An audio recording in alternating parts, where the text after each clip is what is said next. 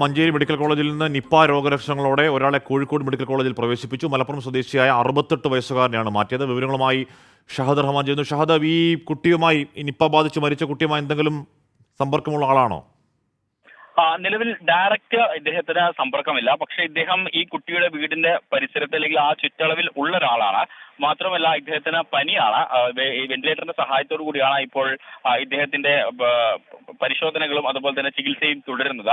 ആ ഒരു പശ്ചാത്തലത്തിലാണ് ഇദ്ദേഹത്തെ ഇപ്പോൾ കോഴിക്കോട് മെഡിക്കൽ കോളേജിലേക്ക് മാറ്റിയിട്ടുള്ളത്. ഇദ്ദേഹം വെന്റിലേറ്ററിലാണ് എന്നുള്ളത് നേരത്തെ തന്നെ ആരോഗ്യമന്ത്രി വ്യക്തമാക്കിയിട്ടുണ്ടായിരുന്നു. മാത്രമല്ല ഇദ്ദേഹത്തിന്റെ സ്രവം പരിശോധനയ്ക്ക് അയക്കുകയും ചെയ്തിട്ടുണ്ട്. നിലവിലെ സാഹചര്യത്തിൽ ഇദ്ദേഹത്തിന് പനിയാണ് സ്ഥിരീകരിച്ചത് എന്നുള്ളതാണ്, വൈറൽ ഫീവർ ആണ് സ്ഥിരീകരിച്ചത് എന്നുള്ളൊരു കാര്യമാണ് പറഞ്ഞിട്ടുള്ളത്. അപ്പോൾ ഏതെങ്കിലും തരത്തിലുള്ള ഒരു സാധ്യതയുണ്ടോ എന്നുള്ളത് ഉറപ്പുവരുത്താൻ വേണ്ടിയിട്ടാണ്, അല്ലെങ്കിൽ അത്തരത്തിൽ എന്തെങ്കിലും തരത്തിലുള്ള ഒരു സാധ്യതയുണ്ടെങ്കിൽ അത് ഉറപ്പുവരുത്താൻ വേണ്ടിയിട്ടാണ് ഇദ്ദേഹത്തിന്റെ സ്രവം പരിശോധനയ്ക്ക് അയച്ചിട്ടുണ്ടായിരുന്നത്.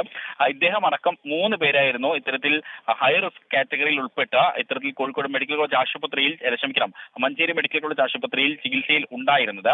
അതിൽ ഇപ്പോൾ ഒരാളെയാണ്, അത് 68-കാരനാണ് ഇദ്ദേഹം, മലപ്പുറം സ്വദേശിയാണ്. ഇദ്ദേഹത്തെയാണ് ഇപ്പോൾ കോഴിക്കോട് മെഡിക്കൽ കോളേജ് ആശുപത്രിയിലേക്ക് മാറ്റിയിട്ടുള്ളത്. പക്ഷേ ഇദ്ദേഹത്തിന് ഈ കുട്ടിയുമായിട്ട് ഡയറക്റ്റ് കോൺടാക്ട് ഇല്ല.